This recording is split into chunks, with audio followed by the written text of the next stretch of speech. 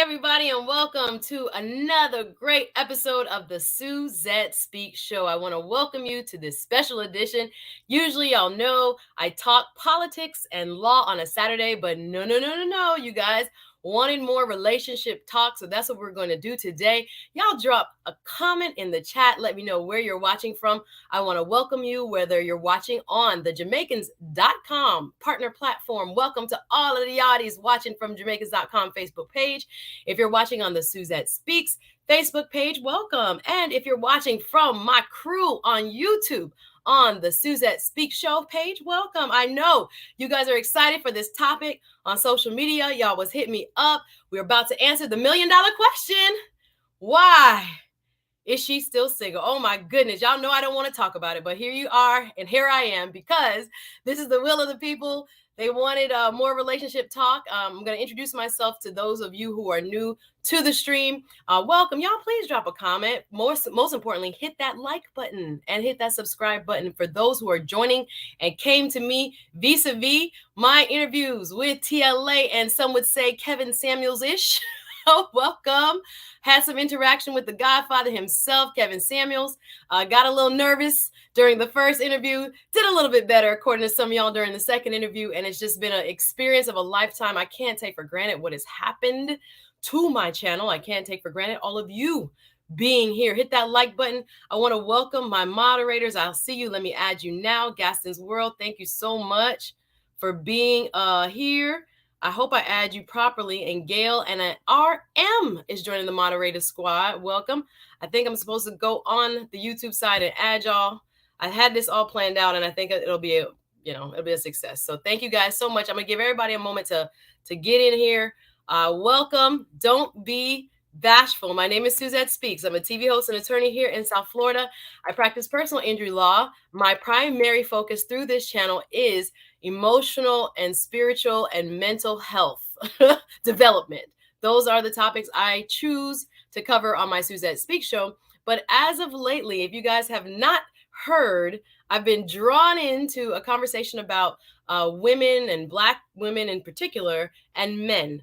Dating and singleness, masculinity, femininity, all that stuff. And I'm trying my best to navigate as best as I can through some of these harder topics because, again, it wouldn't be my comfort zone if I had the choice. But I really want to give you what you want. So I'm glad you're here. I'm glad we're going to have an interesting conversation. I know that there are so many of you who are new to the platform. Welcome, all my TLA people who found me through the Lead Attorney Show. He's a great content creator. Check him out as well. And I have a special guest as well today to help me out. Thank you for backup. Dr. Tasha is a doctor of clinical psychology, and she does group therapy, couples therapy, specializing in like trauma. She travels to people's homes, guys. Her service is door to door. And she also has been practicing for quite some time. She has a lot to say, and I can't wait for her to come on and say it. So I'm grateful that she'll be here joining the stream. Y'all let me know where you're watching from. I see so many of you. I'm going to start by first acknowledging my first ever super chats. You guys know that on YouTube, you have the opportunity down the road for monetization, and we haven't gotten there yet. But there are so many people showing me love. And I want to first and foremost get my thank yous out the way. And again, hit that subscribe button. Thank you so much, guys, for watching. Again, welcome. It's the Suzette Speaks show. It's your girl, Suzette Speaks. Again, I'm mostly talking mental health and personal development for most of my shows, but today is a little different. We're going to mix it up because of the great interview. If y'all missed it, go to my channel on YouTube because I think you might not know what I'm talking about, but I had a wonderful experience with the lead attorney allowing me on his platform, and we ended up in an inadvertent conversation about dating and relationships and, you know, the expectations of men and women and how they sometimes differ. So that's how this conversation came about. My guest and I came up with a topic together. We were brainstorming after the two interviews that included, like I said, the mastermind influencer himself, Mr. Kevin Samuels, popped in. Y'all knew I freaked out a little bit at first, and I got a little calmer during the second interview. He asked me a couple questions, and I was able to bring myself to ask him a couple. But the show got a great response. So I'm grateful for the audience it has brought me. I'm grateful for those of you who are rocking with me now and want to check out, what I'm about. Again, TLA has a much more, what should I say, a different viewpoint from me when it comes to relationships and dating. I am a single woman, and the most common question I get is, why are you still single? You're so nice. You're so kind. You're so beautiful. You have all the credentials, if you will. And I want to bite my tongue most of the time. And I don't know. We're gonna get into it in this program. For the ladies, if you've heard this over and over again, if you're one of us who has endured this type of question for quite some time, let me know. Drop a comment in the chat. And guys, I know you're in the building. I want to welcome all of you to, again, the Suzette Speaks Show and this platform. Again, welcome. I see so many of you in the chat. We got a ton of people watching. Welcome on Jamaicans.com. Wagwan to the people watching over there. Welcome to the Suzette Speaks Facebook platform, as well as to my YouTube family. So let me get some housekeeping out of the way before we jump into this juicy conversation with the one and only Dr. Tasha. She is the founder of Drive By Therapy. And one thing I did learn about her as we were kind of prepping for the show is that she also hosts a men's group. Okay, so she works with men, advocates for men as well. And I was like, ooh wee, you got both sides of the coin, sister. So I can't wait for her to drop some knowledge. So let me do some housekeeping first before we start this wonderful conversation. You guys already know it, Suzette Speaks. Go ahead and hit the like button. If you are not a subscriber, I would ask that you hit the subscribe button as well on YouTube. And you can hit that notification bell so you know when we have some shows coming up.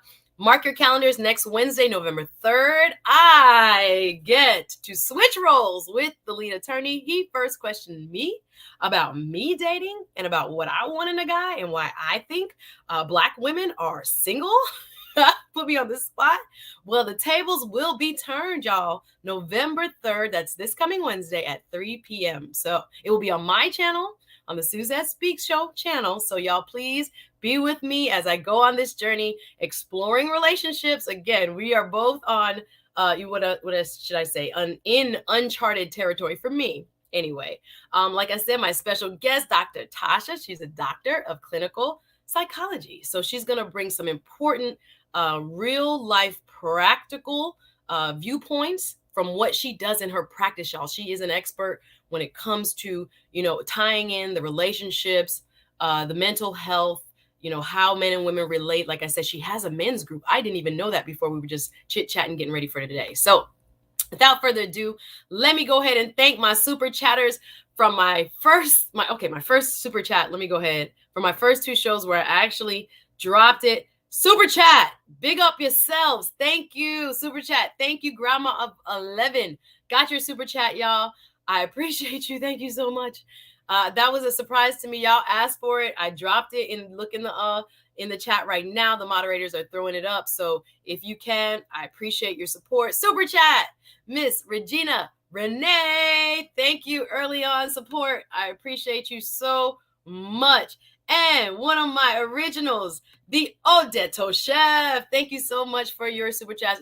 Pretend I got the reggaeton dance hall horn. Thank you so much to my super chatters rocking with me from the beginning. Thank you again. Super chat, Mr. Benjamin Scott. Thank you for your insight. You hit me up, I think, on Instagram as well. I appreciate the feedback. Thank you, sir. I appreciate you. Sweet lady, super chat. Thank you for your support.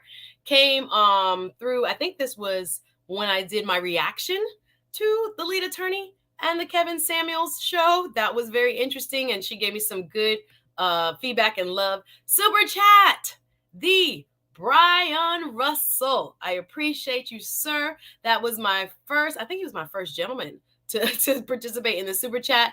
Again, much appreciation. Super chat, the Dexter Matthews. I appreciate you so much.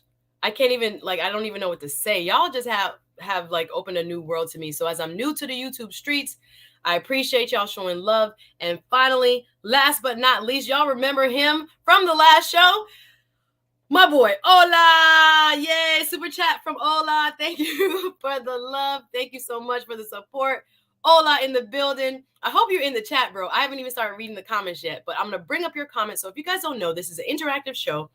I am speaking to my guests. We're going to start uncovering, the topic, which is, please stop asking me why I'm single.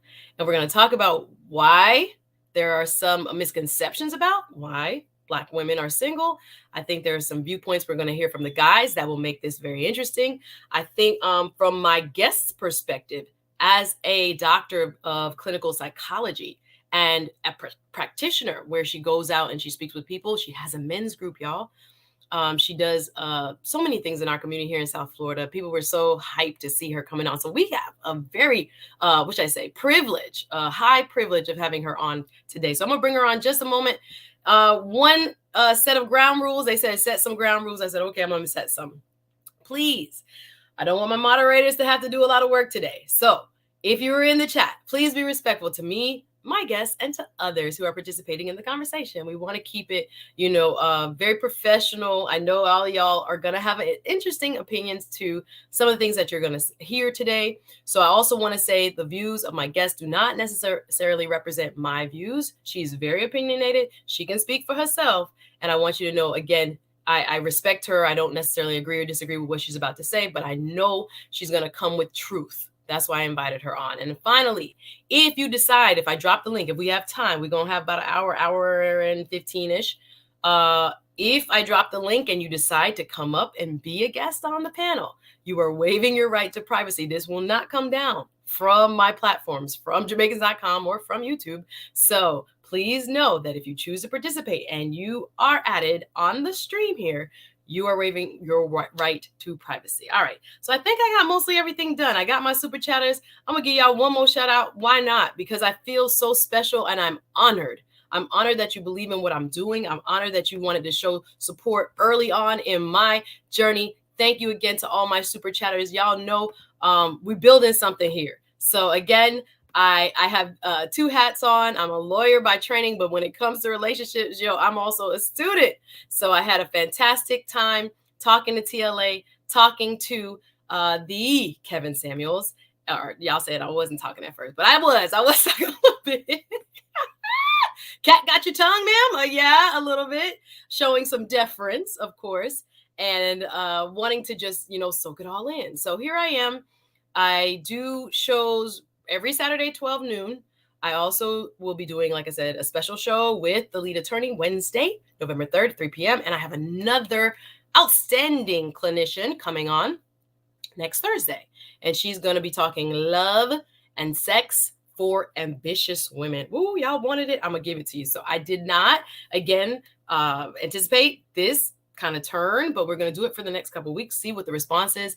Otherwise, I'm really talking a lot about mental health. I'm talking about how to elevate oneself from the inside out. I'm talking about healing, making sure you're not carrying additional baggage when you're stepping into any new experience, whether it's a relationship or otherwise, making sure we are becoming the best versions of ourselves through awareness, self-awareness, and trying to evolve by learning from others. So that's what you'll typically find. I also do some law and politics on a Saturday, but y'all ready for this? Let me go over. And I want to thank y'all so much for my super chatters. Moderators, drop the link if the people want to give, but I appreciate all my super chats. Hit that like button. What's up? I know I'm doing better than that. Y'all hit the like, hit a comment. Just let us know where you're watching from. We're getting into, please, guys, don't ask me why I'm single. This is the topic for today. I know you guys have a lot to say, and I'll add that one more disclaimer since we're here. I am an attorney, but I will not be rendering any legal advice. You guys know this is for informational and entertainment purposes only. So that's what we got. All right, y'all ready? So my comments have been flying. Gaston says, don't ask me why. Oh, yes. Hey, Odetto Chef, again, thank you for the love. My moderators, thank you for being on the job. Gail, thank you for being with us today. I want to welcome everybody. Greetings. Drop a comment. Let us know where you're watching from. Again, Suzette Speaks here. This is the Suzette Speaks Show. I see you. Black's Tropical Homestead in the building. Welcome. Rickster from Brooklyn in the building. Brooklyn, New York. I love it. Bravo with Sheila. Ladies, let's chat. I thank you for the blessings, ma'am. I love it. Welcome, welcome, welcome. Sandy W. Thank you from North Florida. I didn't know where you were. North Florida in the building. Hey, from the Chi-Town representing Lachia. I hope I'm saying it right. Miss Hall, thank you for coming through, spending some time. I welcome you. Suzette Speak Show in effect. Y'all ready for my guest? I'm ready for her. Y'all ready? I'm ready. We are, oh yes, Savannah, Georgia, tuning in. Thank you so much. Again, new subscribers, welcome. Do not be bashful. Suzette Speaks here. Yes. Thank you for reminding them. Odetto Chef, like and subscribe. All right. So you guys know, I'm not going to give the full backstory. You need to watch some of the videos on my channel to know what I'm talking about. Melissa Jane in the building. I see my peoples. I'm just looking out on the chat as I talk. I see you. It's all about experience, the Zoom meeting. The more you get better. Exactly. Oh my gosh. The more, I hope I do get better with this conversation, but I got some help this morning. So y'all, let me go ahead and bring up my guest. Hey, guest is like, Dr. Tasha in that thing. Yes, she is in that thing. And like I said, her expertise is invaluable to what we're about to discuss. There's a lot of people with misconceptions about women. Clearly, from the last two interviews I did with the lead attorney and with Kevin Samuels, they both offered me some great insight. So I'm hoping in this conversation to open it up a little bit more from a woman's perspective. Got a wonderful expert so that we could have a conversation about how women may be feeling about, this question, this $1 million question, and how we can bridge the gap. That's really what it's about. The conversation has begun. So we're going to now add to it. Y'all, without further ado, because she got a timestamp, so she got to get out of here.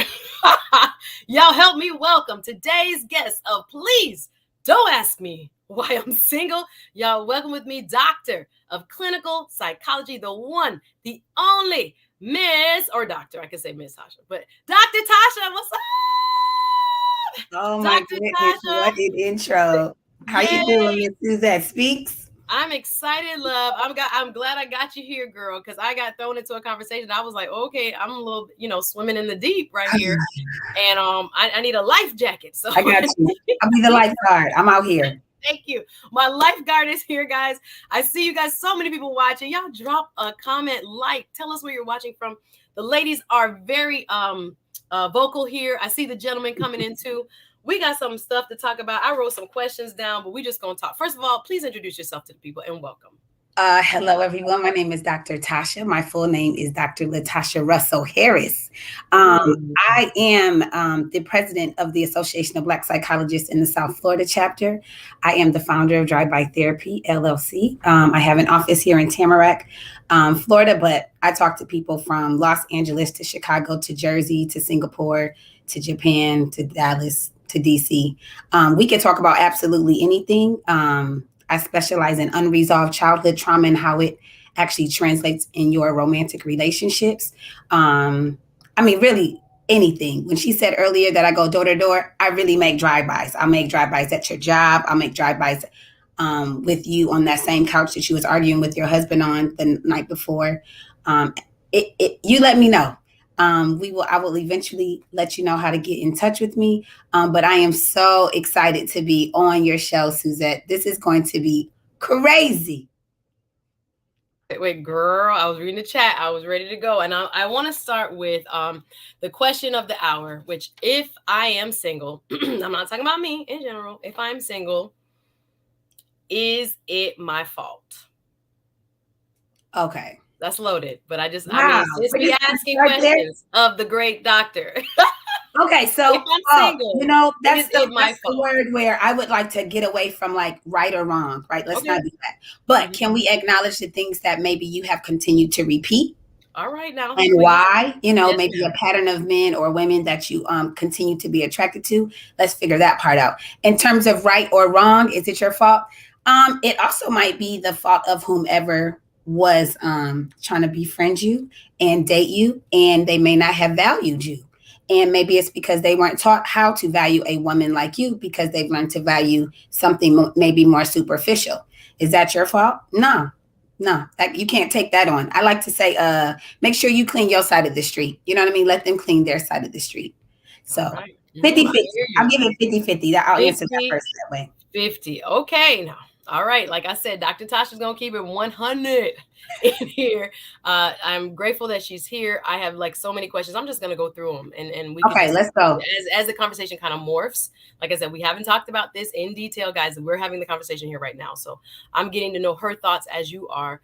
So we talked a little bit about through the last shows when Kevin Samuels was on, and he had asked me a couple questions about me pursuing men.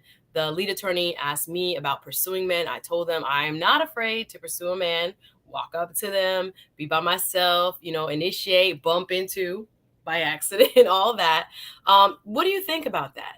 That was one part of the conversation with Kevin Samuels. I got a lot of comments in the chat. Should men be pursuing women? And if they're not, why do you think they aren't? And is it, I guess, healthy for women to pursue men? What are your thoughts? Okay, so of course men can pursue women. In fact, they may have to work on how they anticipate rejection and how they pursue the woman, where they don't immediately in their head maybe tell themselves that maybe she won't like me. Or, going up to a group of women. I know that is very difficult. So I would say you have to kind of tread lightly, maybe wait till she goes to the restroom or get a drink by herself, or you don't have to have that pressure where she's in front of she and three other girlfriends that you don't know which one actually likes you. I know that's what a lot of brothers have said in the men's groups that I've done about, actually trying to pursue women in a group. In terms of women pursuing men, okay, the end of it is, so yes, we can, but we kind of have to be a little tactful, we have to be in a great way, kind of passive, but just to get yourself into position for him to see you, to then for him to see that you're interested. That I think is what our job is. Maybe a smile, maybe a compliment. You guys, men are just as fragile as we are. They want to know if you are attracted to them. So to say, wow, that's a nice shirt. I like your haircut. Those locks are looking great on you, brother. Nice sneakers. You know what I mean? You smell good. Something where they can see you. So that actually is something that for me, that's a way that we can pursue them kind of passively. Now, ultimately, asking them for their number, asking them immediately, when am I going to see you? Truly, you can do that if you just want to have something kind of temporary, but he is definitely not trying to wife you if you had to do all of that for him to actually spend time with you. You're always going to like him more than he likes you. That's facts right there. So yes, you can, but you can also play yourself if you do too much, so there's a fine line, kind of keep it kind of gray where he knows that you're interested. I think that's our job sometimes. And I can give you a clue, brothers. You can tell for sure when a woman likes you. She will, this is all like she does this unconsciously. She could, like, say we're at the grocery store at Walmart and she sees you seeing her. She may like fix her hair. She may like fix her outfit just to make sure that she's presentable. So that is a quick automatic, like, oh wow, she just fixed herself. She must be attracted, just like that. Versus always wondering if she likes me. You don't have to wonder. She probably does. And if anything, she'll like that you're confident, even if she's married. Just like, oh my God, you are too cute. But I got somebody at home. But she is attracted to your confidence. It's sexy. I mean, confidence. No, listen, it happens. People are, there's a ton of attractive people around, and people get attracted Oh, to but them. I just thought of one. I used to do this in college. I used to really like, well, I kind of still do, but I really liked big guys. I mean, like the ones that, like big guys. I'm like the linebacker. Not like because he's so muscular. I'm not saying that. I'm talking about round. Okay. So, you see what I'm saying? I like round. I always said, when I hug you, I don't want my fingers to touch. You see what I'm saying? Little meat. You see what I mean? I love cushion. I love sometimes when I was like 18 to like 23, I would have to like tell them like I'm interested. And I'm like, oh, I see you over there. And then he would look at me with my little 5'2", 140 self. You know what I mean? Like, oh, she likes me. So in a cool way, depending on how he sees himself or what he can attract, he needs to know that you like him. Just like that. And I had a lot of good nights with some brothers that didn't know. Okay, all right, Dr. Okay. All right. Just by being able to just, let him know I like you, because he didn't think for however he saw me, whatever number he wanted to give me, he didn't think that I would like him. So I made it a lot easier for him. So we are getting some good advice here, ladies, and I'm going to stop because I see a good, which I say early on, person from my days on Facebook Live only.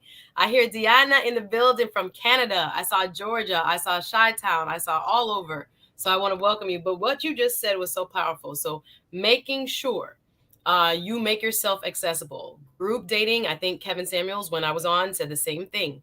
Y'all trying to go places in a group, ladies. You're not, if you're going, I guess, to celebrate just who's in the group and not looking and seeking men, you are probably doing it wrong. So one other friend, like straight up, or you by yourself. That's again huge shift for many of us because we usually like call 5 people. What you doing, girl? You ready to come? Come on out. Right. Even I'm getting ready to go out on planning ahead for Thanksgiving. All And I right. already got the crew. Oh, we've been texting. All right, y'all gonna be here. Y'all gonna be here. The text about 10 people deep now. So maybe I made a mistake. Maybe that's not going to be the greatest time to. I need to pick 2 different tables of 5. Lord have mercy. I was like, okay, you invited her and she invited her. Okay, now we're at 10 people. Always. So I see what might be, a flag on the play, which is too many people together. If that's your goal to find somebody, you won't be as successful. Thanks for making that clear. And we've heard that a couple times, Dr. Tasha, is that, we go out in groups thinking that men are going to approach, and that's definitely not going to happen. So you're saying it's okay for either side to approach, but women have to make a little bit more, what should I say, make it clear. Yeah. That you're interested. Soften your face. You see what I'm saying? Just soften your face. This is how I say it. Relax your eyebrows. Relax your eyebrows. Okay. That's a good way to say it. And we furl, and we don't even know we're furling. And I'm like, not at all. Eyebrows. Relax your eyebrows, guys. Relax them. For me, also, I get caught with the staring at you, look away. That you might, if you see me doing that might be a telltale sign. But show some sign. Because I think. Let's talk about that portion of like rejection. So how much rejection should we anticipate while we are in the dating game? I think some of what I heard, and you guys could correct me if I'm wrong, there seems to be a shift in who should expect rejection and whether, rejection is par for the course when it comes to sifting through, I guess, the folks who might be eligible partners. What role does rejection play? I think some people do take bad experiences and carry them into the new experience. I have tried within myself to not make the next man pay, if you will, for what the last man did. It's hard, guys. It's very hard. How common is that to take the bad experiences, take the rejection, and then kind of hide oneself or just, you change your approach because of it? Let's talk about how we process rejection and how men process rejection, how women process rejection. There's a lot in that whole question I just asked. It's all right. I want to know a little bit more about when we're dating, when we're seeking prospects, what role does rejection play and how much of a role should it play when it comes to, finding the one or sifting through, like I said, ton of people to find the one. Okay, so the first question is, how do you handle actual rejection? So the first question you have to ask yourself is, do you like you? Okay, do you even like you? So the reason why sometimes we anticipate rejection is because they're the insecurities that you're thinking that the person sees. But if you actually like you actually not even understanding why anybody doesn't want you. If you actually could imagine that. Not in an entitled way, just in a very like, this is me, self-confident. Now, the idea of being self-conscious while dating possibly is because you don't know how to speak to men or you don't know how to speak to women. A lot of times, the question is, where did you learn about romance? Was it from your mother? Was it from your father? Was it from the TV? I know my mother always says she learned all about dating from soap operas back in the day in the 70s, 60s and 70s. It's like, really? That's how you learned about romance? That's fake. You see what I'm saying? Or did you learn from your mother who has never been married, you never seen her committed to anyone, and she's telling you how to be with a man or how to date? Did you learn from your father, who truly, I don't know, maybe I could say it the way I'm thinking it, but truly like he hasn't really gotten it right yet either. You know what I mean? So in a crazy way, you're going to repeat some of the patterns that you don't even wish for your life. So you have to really be careful with who you're listening to about how you should either date or think about rejection when it comes to someone else. Now, you asked another thing about how do we take the bad experiences? I actually am a really big fan of calling whoever it is that is not interested or whoever ghosted you to find out what was it. Like, what was it? It actually could be a good thing. I remember when a guy came to my house. It might have been after maybe the fourth or fifth date. This might have been 8 years ago. And he said, I really just never been with anyone that didn't have a roommate. And I was like, what? What do you mean? He was like, I just was never, it was just a lot of house. I didn't know if I could even afford you. I was like, are you kidding? This tutu? It really was a tutu. Are you understanding? 2 bedroom, 2 bathroom, two full, a living room and a family room. In my mind, and then he went on into like, I saw you that, on the phone, you said how you mow the lawn. And he was like, I've never mowed a lawn. Like he counted himself out, even though I could have totally taught him how to pull the string 3 times, but he counted himself out. And so I had to ask, because it didn't make sense. What was it? And so, because I thought the date was great. So don't forget, rejection can actually be something that is, in a weird way, it's kind of flattering why they think that they are ruling themselves out. So don't ever forget that part. There could also be, you could pull the X's of like why, or the dates of why they didn't call back. It could be your sex game. Yeah, I said that. Truly. It really could be your sex game. Sometimes sexuality, especially with women. I mean, literally, when you think about what was the sex talk for you? You know what I mean? Don't be a hoe. Somehow, don't be a hoe was your whole sex talk from what, 12 to like 32? That's all, grandma. That's all you're going to say is just don't be a hoe? Oh, okay. So other than that, could you tell me how to be the lady that is like, understands that she's a sexual being and there's nothing wrong with that? How about that part? You know what I mean? Like, well, how do we skip over that and went straight to don't be a hoe? It's a real thing. Women even learning how to like themselves, to get along with their vagina. I'm talking about get along. I'm not talking about actual masturbating. I'm talking about, do you like her? You know what I mean? Like, do you guys, are y'all friends? Is there a love hate? I mean, the vagina is complicated. You get what I'm saying? Like, before he's gonna like it, do you like her? Oh, wow. Is she brushed? Is she, I mean, is the landscaping right? Like, do you like the smell? I mean, we can smell ourselves. Okay, but this is the real thing. We not talking about this. This is a real thing. No one wants to talk about your sex game. And I'm talking about even before intercourse. Are you not affectionate? Mm-hmm. You know what I mean? Like, did you know that the brother like would have loved for you to, grab his hand, and then he would have to know that you were like interested as you left from the car to the restaurant? It's so small, but it's huge. Yes. You know what I mean? Like, how comfortable are you with touch? So we're not even talking about like, do you know how to perform oral sex? And I'm not even going that far. I'm talking about like, is there a softening to you? You know what I mean? Like when he's around you, is it comfortable? Does he want to lay into you, or are you like hard as a rock? That's the whole thing. He may not have called back because you're not affectionate and he wants to be. And remember, it's physical affection and verbal affection. I said earlier about compliments. It's huge. A lot of folks need words of affirmation, especially our brothers. You know what I mean? Try to affirm a brother today. Just going somewhere, anywhere, a football game, Target, Costco. I don't know where you're going, but just affirm somebody. Just try it. See, like it's like, oh my God, they feel seen. Right. Could you imagine a Black brother feeling seen by you? Right. Huge. Now, well, you just gave us a whole bunch of nuggets, because my next question was going to be, what should we do to look for the right man, or what are some steps, practical steps? I know you've met people who are, in marriages, seeking marriages, successfully counseling people through rough parts in marriages. For those of us who are single, who are looking, for a partner, what are some of the steps we can do to make sure we are not over judgy, but also, taking into consideration what's real? But before you answer that question, I want to get to what you just said, which is, a lot of times people feel rejected by either men or by women. And we think it's looks, and we think it's certain things, or that we're a degreed person, or we're too professional, or, they prejudge us for a number of reasons. But I think sometimes that emotional currency, what you're pointing out, what we call EQ, is a part of it. And I think one thing, ladies, and y'all may disagree with me, the awareness that Kevin Samuels, when we were on the show together, brought to me was, especially when it comes to, and we're going to get into the Squid Games. He gave me an example. Oh, Lord. I guess I had to be a contestant on a Squid Game to get a man. But I wanted to ask you about, or just reiterate about women having game. Women having game.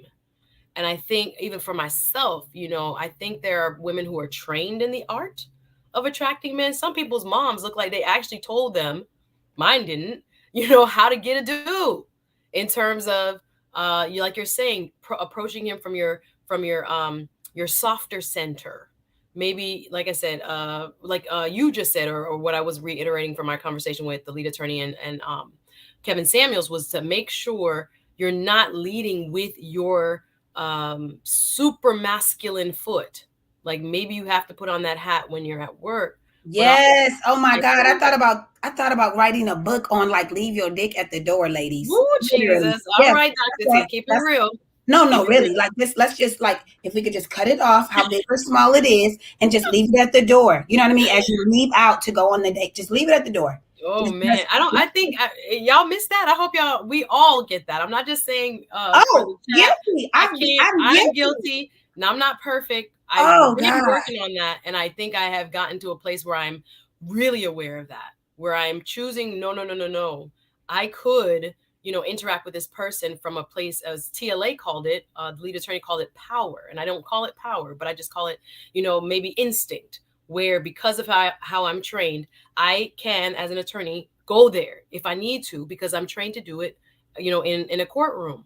But when I'm in a relationship, the type of energy that I want to bring to a relationship, the type, as you say, at the doorstep when you walk into your home, I think, let's back up in the dating game. We also have to be cognizant that we're bringing that same type of energy in the dating game, which is, again, to lead from what should I say, a softer side of us. And I think Yes. sometimes on But a dates, balance. But a yeah, balance. yeah, balance. Not to not be you guys, but even in my own self, as I've been kind of growing and developing and kind of like figuring out what is going on with me, I have thought about, you know, how I would have talked to a guy 10 years ago. I would never talk to him now. I would never do that because I've matured in understanding that, you know, I guess as you age and you mature, you realize your mistakes. And one of them for me, I have to get to the chat and see what they're saying in the chat, but it's a very fine line.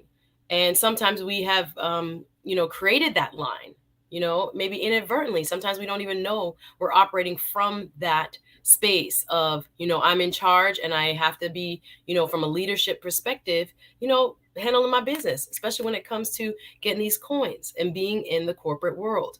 But in a relationship, we have to kind of flip it, and we have to make sure, especially even from the dating and the inception of seeking out somebody, we're not in that wrong frame of mind. Y'all hearing me? I hope again, I've been gathering that from my conversations from the lead attorney show. So I'm glad you brought that up in terms of, I don't know if I would have phrased it exactly like you put Oh it, no, but you didn't have. That's why I'm here. That's why I'm here. I'm here yes, to you keep it gonna say like it that. how it needs to be said. You gonna say it how it needs to be said. Okay. Always. Fawcett Media says, wait, men are constantly facing rejection, but women shouldn't play themselves. That's not what we're saying. I think that was early before she was explaining. I think both of us should expect a certain amount of rejection when it comes to seeking out that person. And again, but rejection that you cannot attach a whole lot of meaning to, because it could be for a myriad of reasons. So you think it could be because I'm not this and I'm not that height or I'm not that weight, seeming to be like the major theme, but it could be for a number of reasons. So let's just step back and maybe sometimes even ask. Doc is preaching. That's what they saying, Doc. So I was asking you, Doc, about Oh yes, I how want to to answer choose. your question. I wrote it Yes. down about women having game. Yes. Okay, Yes. so Yes. let me first say, there's something very cool. I always say I can tell I'm in the presence of an alpha male when I start to giggle. Like I love that. I'm like, oh, who's this brother? Like when I'm literally like wanting to giggle. Like don't be afraid to giggle, ladies. Like it means like you're kind of being a little silly. Like you're allowing him to kind of lead the conversation. I always tell women to let him talk. Like, good Lord, like ask him questions. It's not all about you on that first date. Now, the truth is, men are really good listeners. Yeah, that's right. I said it. Folks don't like that very well. They say what they mean what they say, and we could just listen to them. Like they love feeling heard. If I don't know nothing else from my men's group, it's literally called Justifiably Angry Men, and we call it Jam. We have a jam session on at the end of the month on Thursdays, and they speak about that. The truth is, men would love to feel heard. Ask them a question, and then remember what they said, and like a couple weeks later, and then bring it back up. Like I remember when you said this. You're getting all types of points. It's like the 3-pointer or the like extra point in football. Okay. Don't be afraid to not be perfect. Oh my God, I'm so over the perfection that is like, like everything has to just be right. Like, just there's something about like some imperfect traits in my mind that you're honest about, that he can then say like, oh wow, me too. So then everybody can let their hair down. You see what I'm saying? Just let it down a little bit. Like in a weird way, like we're like trying to outdo each other, but in a way that's like false. Could you imagine if we were outdoing each other in like an authentic way? Imagine if that was how we were dating. Like, how authentic are you going to be today? You know what I mean? It's a real thing. Being kind. Okay, so you're not gonna like me, but that's fine. I'm not here for friends. There are reasons why our brothers like women of other races. Okay, and sometimes it is because, oh, you came back for this. Okay, great. Sometimes it is because, and I am learning this in my actual marriage. Do you understand? I am 40 years old and I am learning this today, years old, about kindness. Okay, so let me explain how this works. I'm not talking about being corny and like, oh my God. Let me give you the floor. Let me go ahead, Doc. Let me give you the floor. What I'm saying though is, imagine if he actually believes that you think he's great. Like, this is something that we struggle with as Black folks, and literally it's because 75% of Black folks didn't really have a hands-on father, and I actually did. So I'm coming from this from a different kind of the 25%. Okay, so I want to acknowledge that first. But I actually think men are great. I think men express themselves. I think men have integrity. I think men mop floors and wash dishes and can compliment you and can smell good, but then can also like get under the hood. Like, I think men are great. You see what I mean? I think men can love the Lord and love to dance. And I just think men are great. No joke. Like, I literally, that's how I think of men. My father was my primary caregiver. My parents were married, but my dad was more hands-on. And so the idea is, the men that were so interested in me, and that was probably about 95% of the brothers that I dated, just saying out loud. And so the truth is, it's because I thought they were great. Like, could you imagine that, like, there's like this kindness because there's not this saltiness that you're like, you're not like projecting it. You actually may want to change the way you think of men on the inside. That's an internalized thing. So a lot of times other race of women, whatever the race is, they just think our brothers are great because they are. You see what I mean? But they're already just like, oh my God, he's so great. But then the sisters sometimes were like, I understand we might be thinking it, but we want to not, cannot outshine the fact that he's actually great. And I know I said that like 18 times, but like, that's how, let me jump in. No, you can jump in. That's the truth. I just know that men level up to truly kind of like to how you see them.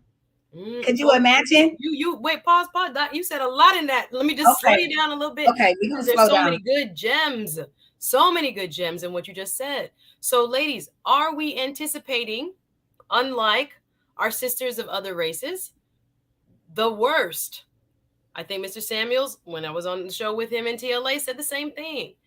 He called it a preconceived, correct me if I'm wrong, chat, that Black women, have preconceived notions about Black men.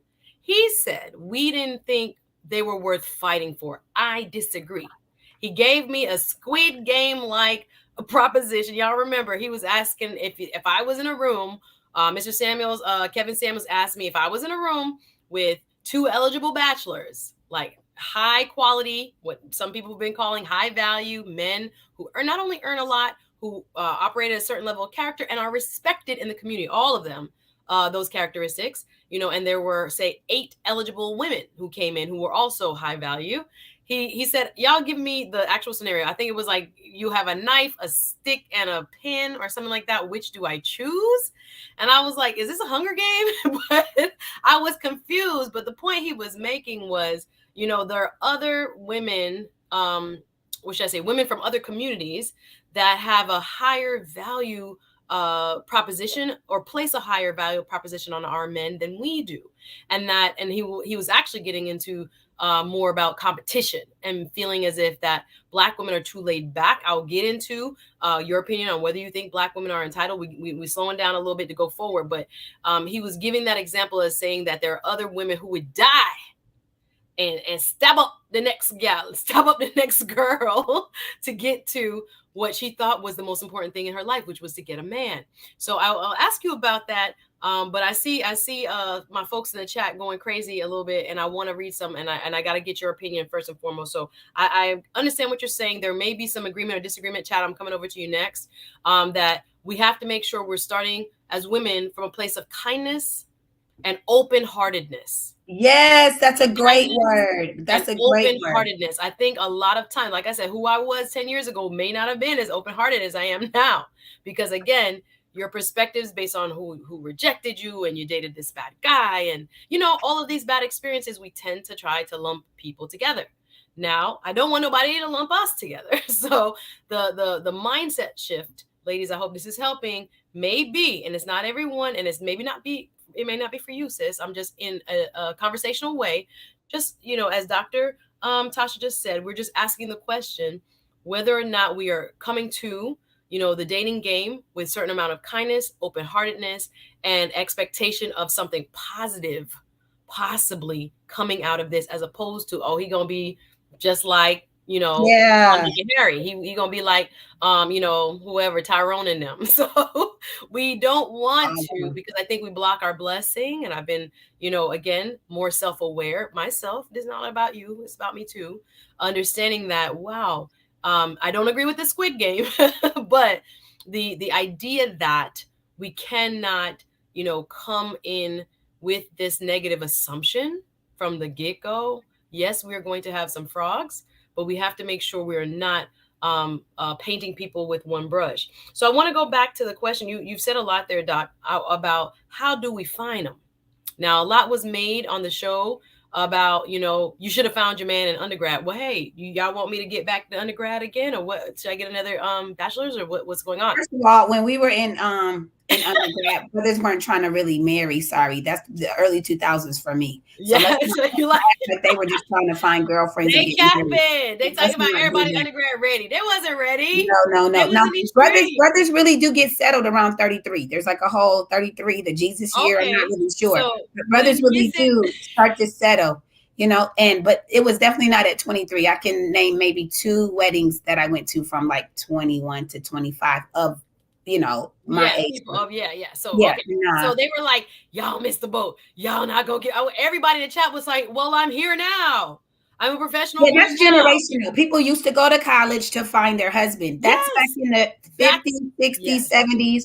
That is not that, or no, maybe I should say 60s, 70s, 80s. I don't think that was really 90s and early 2000s. Not at all. That was not to change. That's why I say I believe in, and what I heard in the conversation with the lead attorney and Kevin Samuels, I heard that basically, and y'all correct me if I'm wrong, the culture shifted, but we never shifted.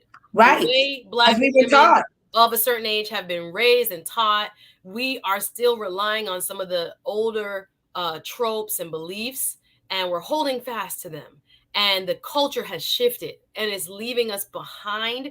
Not that we can't catch up, but what I heard is like, woo, there's such a big disconnect. Dr. Chaucer, before we get into how we gonna go looking and what is an appropriate way to hopefully be successful in this pursuit of finding a marriage partner, I'm gonna read some of the chat before we get to that question. Hey, Melissa Jane, you love the way I clutch my pearls, huh? Big Vaughn said, my girl as Suzette Speaks here to support, but about to go do what's up to everybody. I'm sorry, I thought she was saying something about, they said Dr. Tasha have her pen and paper, so she ready for business. Oh, this clipboard? Come on, this clipboard is everything. I was trying to get there. Trisha's saying it's getting hot in her. Yes, ma'am. We're gonna go there. I'm gonna read a few chats. He had a self-esteem issue. You might want to mow the grass. Who are we talking to, y'all? Oh, he was talking to me about my example of the guy who didn't want to date me because he thought I had. Oh, yes, that was it. Yes, thank you. We are saying a lot about dating. We're saying a lot about single women. Everybody's saying pull up, let's go. Sunbreeze, I like to be sexy in the, okay. Somebody got the sexual education. Some of us did not get a sexual education. No. Way to marriage. Some of us was told, if you have too many partners, you know what that makes you.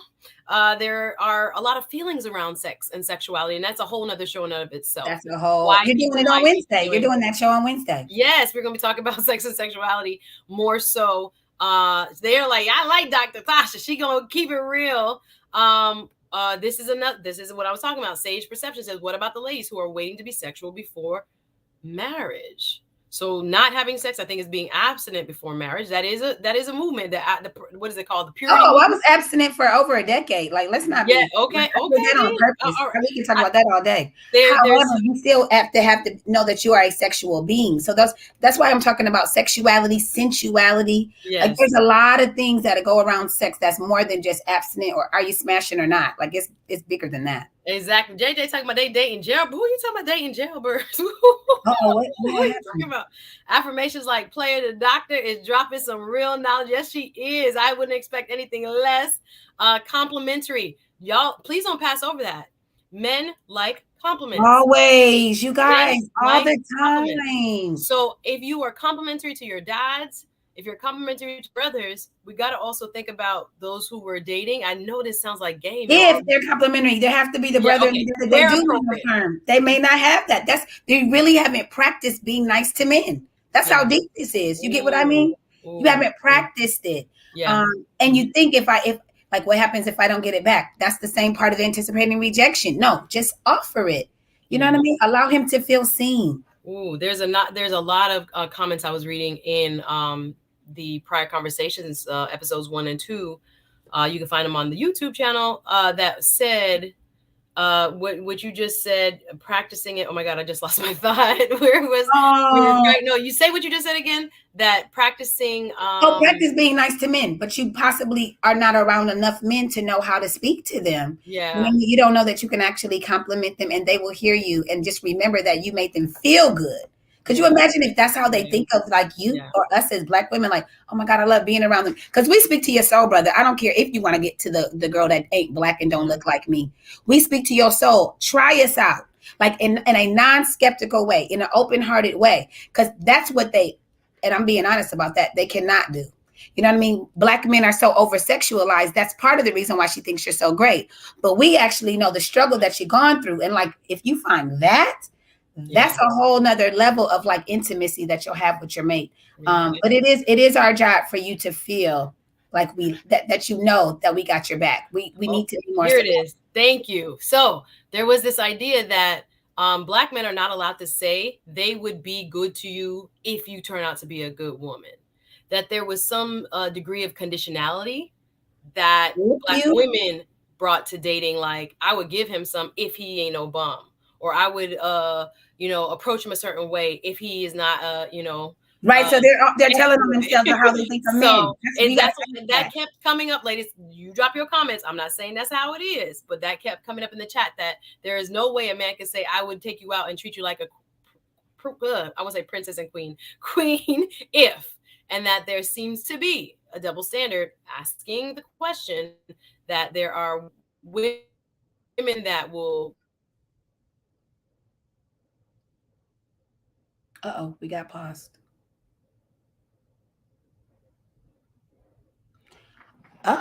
Streaming. I'm back. Struggle streaming already. So okay, it was I was like, I know she paid her FPL bill. I know she paid her Comcast. No, I hate Comcast because when it gets very busy, I don't know. It's like the it might be like that, guys. But I'll come right back.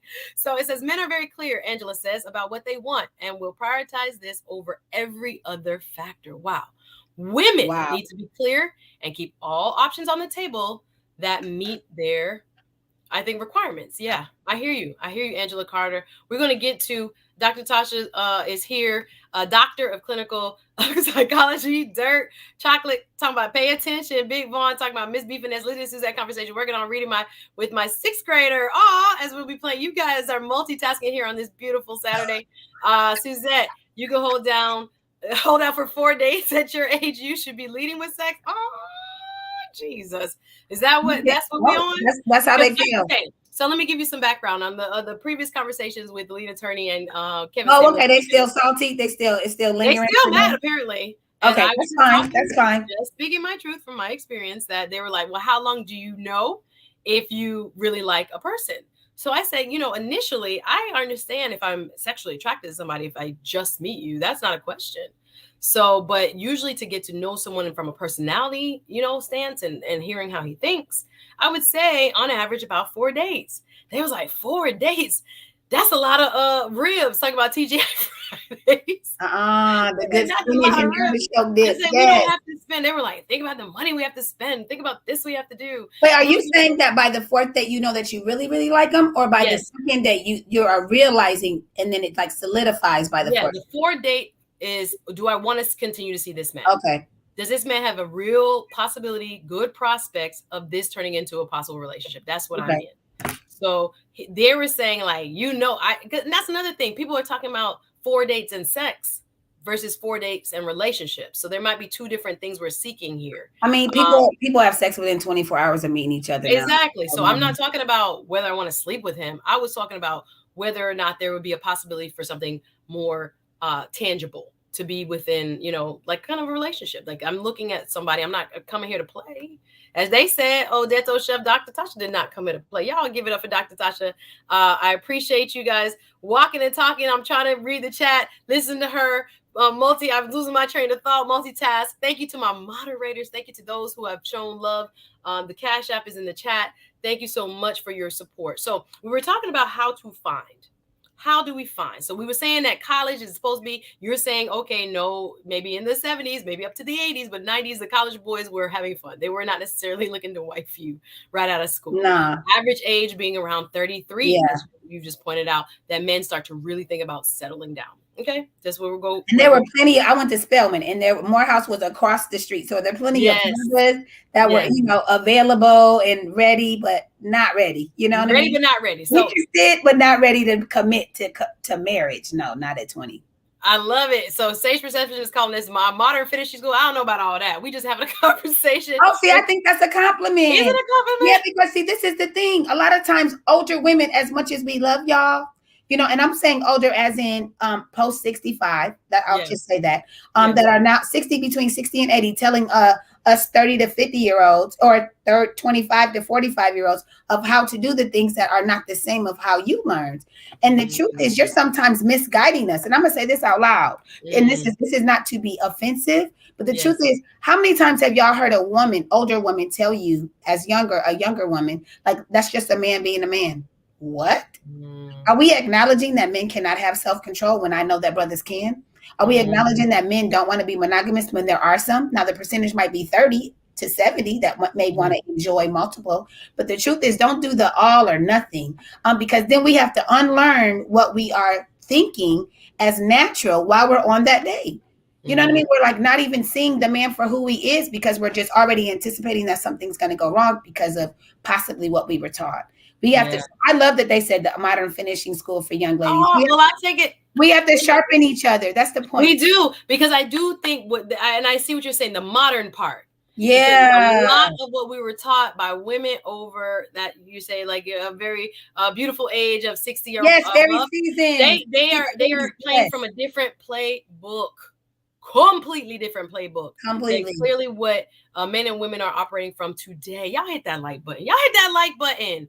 We want more people to see this conversation. This is Suzette Speaks. Let me do a quick reset. The Suzette Speaks show today is dedicated to the topic. Please stop asking me why I'm single. We're talking relationships with Doctor of Clinical Psychology, Dr. Tasha. She is here dropping gems about what she's seen in relationships, what she's seen work in terms of the pursuit of relationships from both the men's and the female side. She has a group called, I love it, Justifiably Angry Men. Justifiably Angry Men called Jams that she meets with. She's also the founder of Drive-By Therapy, Accomplished. She is the president of the South Florida chapter of the Association of Black Psychologists. I hope I'm saying that right. Yeah. And she comes with a lot of knowledge, y'all. She's been counseling groups. She's been counseling individuals, single people, trauma, just a whole lot of knowledge. And I wanted her to come on so that she can help me and help you in this very uncomfortable pond we're both in, for me anyway, to navigate, to gain insight, to learn, to evolve, right? So again, if you are dealing with grandma them book, you're going to have to upgrade. I'm just going to leave it right there. Grandma was doing a whole lot of things that she ain't say out loud. Okay. Grandma didn't tell you. Grandma was on her knees too. Okay. Grandma was on her knees too. I Right. just found out. Well, I can't say all my family secrets, but I was like, wait, well, Grandma, what? Yeah, he was So down many there. things were kept off the record, counselor. Were kept outside of You see what what we I'm were taught saying? about our elders, just out of respect. They didn't talk sex. They didn't talk relationships in a real way. They wanted us to believe it would be one way. And guys, we have to do a reset. I see this with a lot of women, as you're saying, with whether it's 25 to 45 or 30 to 50, wherever you are or beyond. We have to, the rule book, like I said, I'm not going to tell you that you can't find a man and be abstinent. Men, you can drop your comments, but I'm going to tell you there are some different expectations. Let's put it like that. So, Doc, Yeah. let's get to the. I have a few more questions. I know we only have about say 30 Oh, we're minutes. I good. want to get to some questions. So, I was asking you about how to pursue men and how to make yourself findable. Guys, I won't read all the comments. I'm going to throw them up while Dr. Tasha talks. But a lot, again, we didn't find them in college. We got the 2 degrees. We got the 3 degrees. We are working because we have to. It's a catch 22. We're on the hamster wheel. The bills have to be paid. Therefore, we must work, and we work because there are bills. So they're like, well, you prioritize your career. But do we, though? Are we doing what needs to be done? Are we just working because we have to? So tell me about where, in the midst of all this, I got to do what I have to do as a single woman, pay my bills, take care of other people. Some of us have other responsibilities, parents, and other things. So what do we do? Where are we going wrong? Where are we not looking? How do we pursue? So I want to say one thing is that just reminded me, put your head up. And I mean, I know that sounds real simple, but a lot of times our head is down with these daggone phones. Don't even get me started. I'm just not a fan. But like literally, you could actually see that someone is actually possibly in the room that you are attracted to. I mean, just to literally put your head up, put your phone away, and actually take in the scene, to find out there may be someone that you actually like in the room or like what they look like, right? Because we know what the first priority is in the idea of attraction is what do we like? What do we like to see? Is it actually something that we want to pursue by seeing before we actually talk? Now online, this would be something in terms of how do we find them? Do you allow the ones that are like a 6, 7, and 8? Do you talk to them? Can you at least learn how to practice it with the brother? Sometimes we want that 9 and 10, but truly, that 6 or 7 can treat you like a 12. And I mean, that's a whole nother conversation. But I would actually ask folks to be a little more open with what you like. That 6-footer that you want, sisters, I hear it all the time. And that 6-pack, that is not the man that wants to, like, I don't know, put you in the bathtub in 20 years and wipe you up if something actually you have a different condition of such as you get older, or to cater to you at times to be as loyal. I love my 6-footers, but all I'm saying is 6 feet doesn't equal loyal. You see what I'm saying? A 6-pack in the gym doesn't equal committed or honest. Why can't that be your attraction? So I would actually ask women to change your attraction, change what you actually prioritize as attractive. How about the fact that he's like hella funny? You know what I mean? Like, can that not like trump the fact of like how tall he is? Now, my 5'7" and up ladies, I'm actually not talking to you because I understand you want a brother to be at least your height. I want that for you as well. But I'm talking about folks that's in that range of 5'6" in my height, 5'2" to 5'4" to 5'6". What are we doing? Talking about he got to be this. I'm sorry. It's fine, but can we make sure that like he got to be a man that's honest? That's all I'm saying. Can that be the new got to versus it has to look a certain way or he has to drive a certain car? Are you kidding me? 5 years of you guys sharpening each other and you both can buy each other a new car. Like we're so like you like are literally like shooting yourself in the foot by what you think material wise, hello, of what it has to look like. Like there's plenty of people. I mean, I can go on and on about all the brothers that I have heard them say, older men in their 40s, 50s, 60s that say their wife kind of cleaned them up. So when you see a brother that may not dress that well, like, do you immediately count it like, oh no, I don't like your shirt? Like really? Or I didn't like that the floor of his car was dirty. Like, why don't you tell him? He's not even thinking about that. Yeah. Like these are real things. Or brothers, give us some feedback. Let us know. I mean, I remember a guy that said he loved this chick until he went to her house. It was dirty. You know what I mean? Like, yeah. He was really feeling her on the date and it was dirty. And I'm not talking like needed to be dusted or like swept. I remember he said he had to like walk over a few clothing items before Get ready getting for your guests, lady. Get ready for your guests. yeah. But your point being, don't discount, good men for little reasons is what I'm Oh my hearing. God, the Because superficial reasons superficial reasons. I think sometimes we do that. Let's be honest. all the time. Like I We'll don't be get it. thinking like, I don't now I'm not talking about the major reasons, but I'm talking about the little reasons. Dr. Tasha, someone asked in the chat, people were like, put your blank up at the door, but then bring it out on the second day. I don't know if we've been doing that. Ah, They ask you if yes. you're single or You married, put the and ticket. You put the I was ticket just on the like, second date. I don't bring it back, but okay, fine. But you people are asking Leave if it at you're the married. door. Yeah, I Yes. think it's a very big deal because you have found love and marriage beyond the age of 35. So I think you are a wonderful example if you're willing to share. How did you find your husband after 35? What was that like? Did he have all those same characteristics you're talking about, like the foundational and not the superficial? And did you give up Always. hope? Like you're married now, newlywed. So tell us your marriage story and just how you ended up finding your husband, if you don't mind. So it's interesting. I always say this, and he always rolls his eyes when I say this. I've dated like 1,000 men, like, and not in some way of like, oh wow, were you looking for love in all the wrong places? No, I know myself, and I enjoy people and getting to know them in all the cities and states that I would visit, and so I would get to know folks. It might have been 200 or 300, maybe not 1,000, but what I'm saying is I've had plenty of conversations with brothers because I'm comfortable talking to men. Okay, let's start with that. And so I would love getting to know brothers, and it wouldn't always be in my 20s and early 30s to get married. It would actually just to be to enjoy them, to learn about them. But the truth is about my marital story.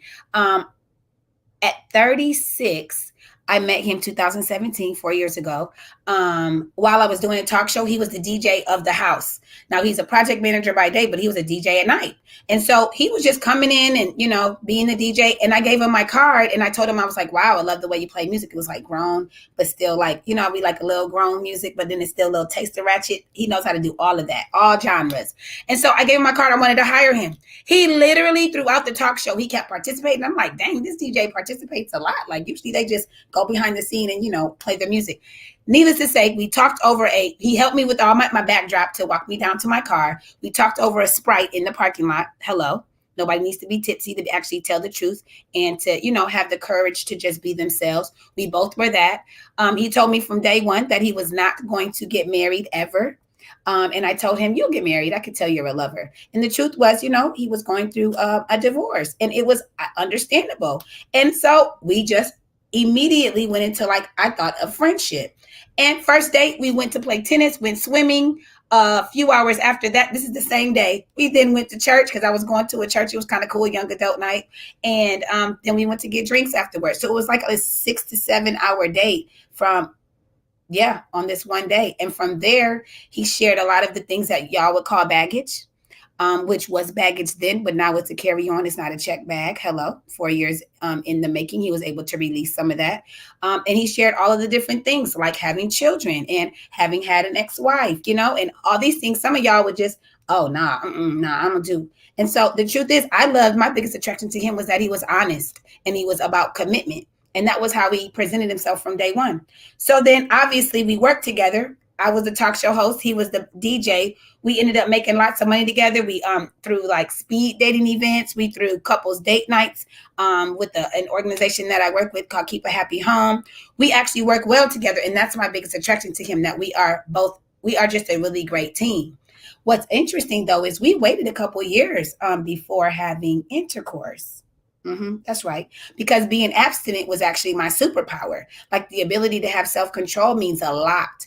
And some may be against that. But the truth is, that wasn't what I needed. I just wanted the next man that was inside of me to be my husband. End of story. And so because I had to wait, a few years for him to be free of his past, and then also ready for his future, meaning me, that I was patient. And so for me, I didn't need any more husbands inside of me. You get what I'm saying? That's how deep that is. Like everyone else's husbands inside of me. I wanted just mine. And that's the truth. And so, at 40 years old, he proposed to me this Super Bowl 2021. And then I planned a 7-week wedding, a wedding 7 weeks later. And we just got married on my dad's birthday on March 31st. Wow. What a love story. And like I said, didn't move in until March 2021. We had never lived together. Wow. I now know what it's like to have 2 children that are 13 and 4 years old in my home. It's an adjustment, but I'm learning, you know what I mean? That's what he came with, and that was fine. There's so much in that story, Doc, and I know our time is short, and I would love to kind of go play by play, because I was like, oh, there's so many lessons for a woman who got married at 40 and finding a man that was... And been engaged twice before that. Yeah. Dr. Tasha, we're going to have you back, because I want to get to some of these questions, but that in and of itself, there's a lot there that I think a lot of women can benefit from. Talk about, a lot of people were generalizing in a way that made me a little uncomfortable, that professional women cannot also be nurturers. I wish I had asked Mr. Samuels that, and if I get another chance, this whole all or nothing. I'm gonna, they were like shocked that I was like, a wife is a nurturer, and they were like shocked, and I'm like, what are we doing here? Like, just because I have a degree, just because I'm a lawyer, just because I'm a banker, or whatever you are, financial person, or whatever you are, doesn't mean that I'm not a nurturer. And is that the presumption that men have? What do you say to that? That there may be, I don't know if it's, how broad the assumption is, or how far reaching I should say it is, but it floored me how many people were like, wow, she's a nurturer. She didn't come out, trying to karate chop TLA on his own show. Like, why would I do that? Like, there were so many things that I was reading that I'm like, people really think at all times that career hat is what you wear. And I'm like, what are you talking about? Where does that come from? Is it true? Do most men hold that as their presumption? Talk about that, because I'm just like... Okay, I just looked it up. To nurture is to care for and encourage the growth or development of, to help or encourage the development of, to cherish. Okay, so the truth is, are you telling me as Black women, because we went to college, we now don't know how to care for something that grows? That makes absolutely no sense. That's what I'm saying. Okay, I'm just frightened by it. That doesn't make sense. But the idea is, I think, is the idea of being like to cherish and to encourage would mean that you need to not be self-absorbed. Now, what may be independent, ambitious women sometimes are self-absorbed. That may be, but it doesn't equal, because you have a degree doesn't mean that you're nurturing. The truth is, to be nurturing means to take the time to help it grow, meaning the relationship or the man. You know what I mean? Like, that would mean that everybody that has a degree isn't a good mother either. You see how it doesn't go together? But it is possible that we need to work on being more selfless. I remember a lady, I will never forget her. It was after 3 or 4 months of the pandemic. This was last year, 2020. And she said, I now realize that I spent too much time working on my professional life and not enough time working on my relationships. And she learned that when no one was really calling that phone.